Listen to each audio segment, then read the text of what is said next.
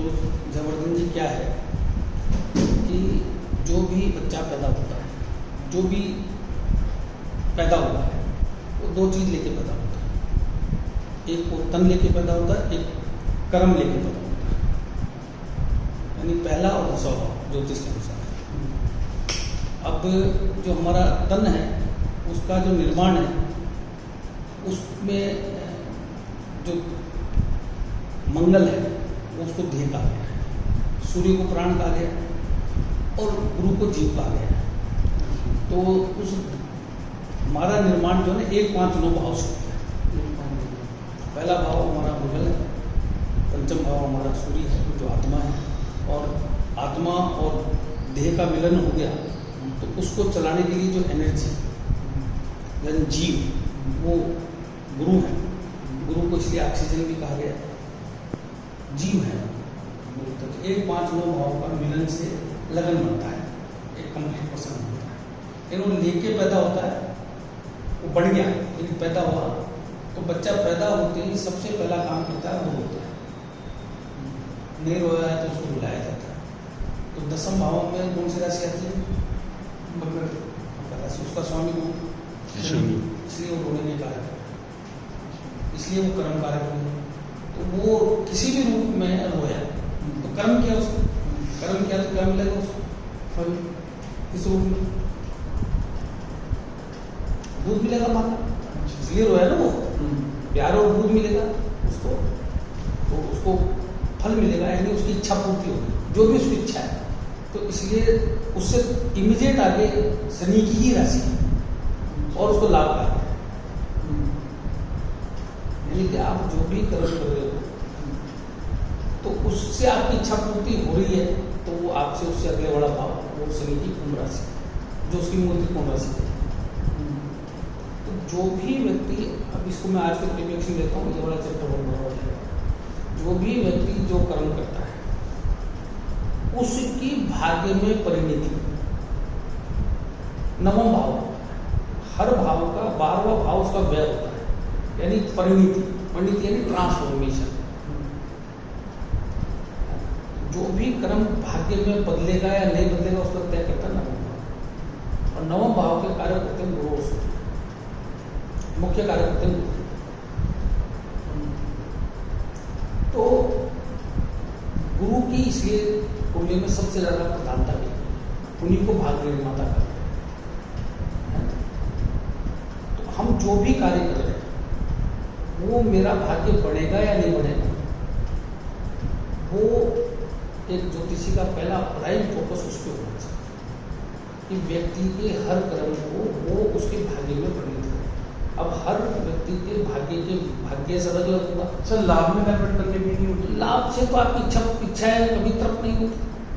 कर्म से जो अगला 11 भाव है उससे तो लाभ में कन्वर्ट करने की, वो तो आपका एक असंभव ही है कि उससे इच्छा पूर्ति होगी या नहीं होगी।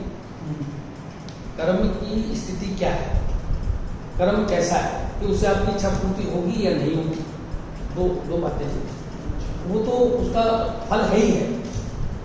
अच्छा पेड़ आपने बोया है तो फल लगना ही लगना है, खराब बोया है तो खराब लगना ही लगना है। वो तो 100% श्योर है कि वो तो मिलना ही मिलना है। सर लाभ और फल में क्या फर्क हुआ?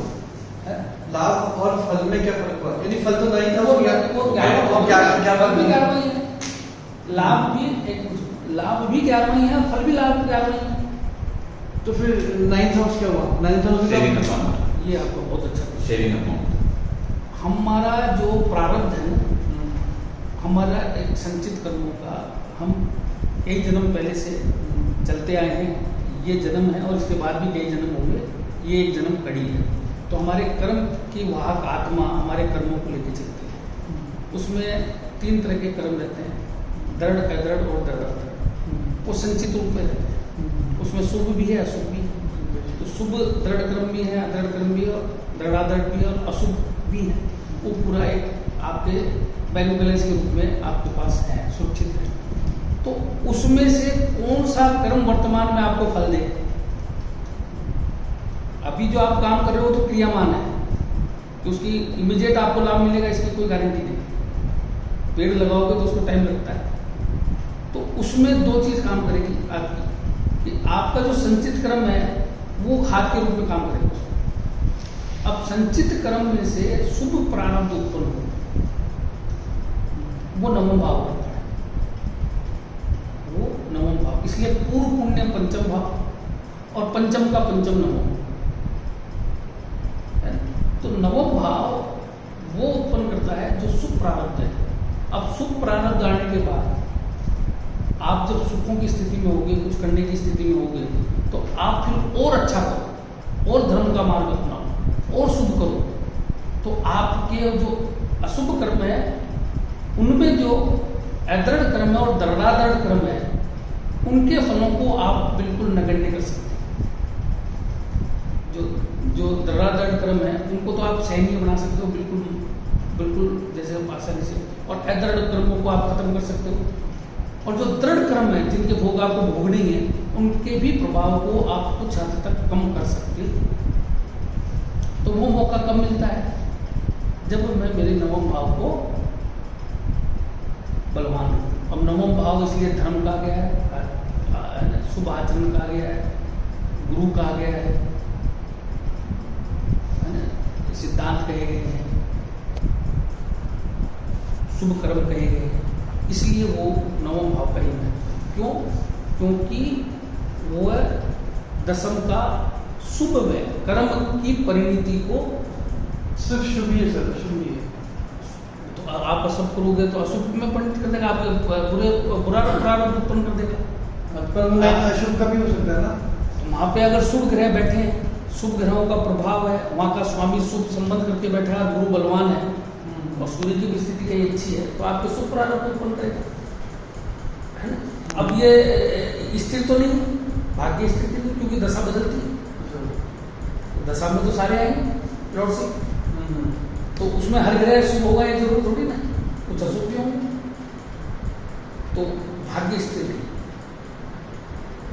शुभ कर्म होंगे तो शुभ उत्पन्न करेगा, तो आपको प्रारब्ध शुभ उत्पन्न करेगा। आप अगर पाप ग्रह हैं तो वो कोशिश करेंगे पाप उत्पन्न करने की, तो आपको उसका कष्ट भी मिल सकता है। लेकिन आपकी प्रवृत्ति आपने ऐसे बना ली कि किसी भी स्थिति में मैं शुभीकरण करूंगा, तो वो जो पाप ग्रह आपको परम कष्ट देने के लिए है, उसके कष्ट कम हो जाएंगे, या वो नहीं दे पाएंगे। यही तो मैं बता रहा हूँ आपको। तो ये बहुत बड़ी बात है कि आदमी, और फिर इसी सीक्वेंस में सब चलते हैं। फिर जब पैदा हुआ है तो कर्म करेगा तो उसके रिसोर्सेज पैदा होंगे, रिसोर्सेज एक कुटुंब में पैदा हुआ तो सेकंड हाउस हो गया उसका, रिसोर्सेज मिल गए तो सेकंड हाउस हो गया। अब हिसाब से फिर वो आचरण, कैसा व्यवहार, स्वभाव, सेकंड हाउस लेके सेकंड हाउस में गए, है ना। उसका धन दौलत कैसी रहेगी, एक्युमुलेटेड वेल्थ कैसी रहेगी, वो किस रूप में रहेगी, वो सेकंड हाउस। यानी all means which are essential for living are second house. फिर वो उन सबको मेंटेन करने के लिए पराक्रम करेगा, एफर्ट्स करेगा, उसके कुछ इंटरेस्ट पैदा होंगे, कुछ इंक्लाइनेशन होंगे, कुछ ड्रीम्स होंगे, इंसेप्शन ऑफ ड्रीम्स, डिजायर्स, विशेष, वो थर्ड हाउस। फिर वो जब होंगे तो वो उनसे जो परिणति होगी वो सुख, कि सुख मिलेगा कि नहीं मिलेगा। चतुर्थ भाव को संचित कर्म भी कहा, तो वहाँ पे उसकी क्या वो रिसोर्सेज और बढ़ेंगे कि कम होंगे, सुखों की क्या परिणति।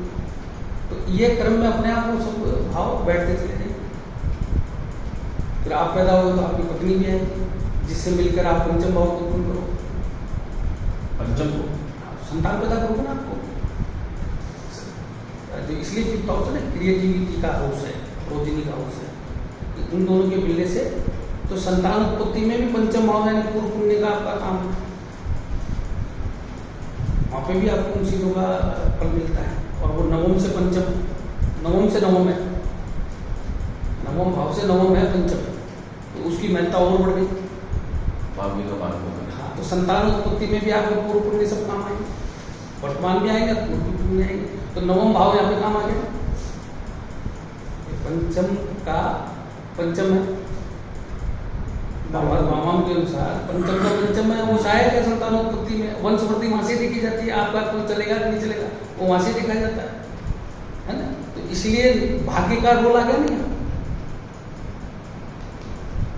छठे भाव का सुख, अब छठा भाव जन्म पत्री का जो है ना बड़ा विचित्र भाव।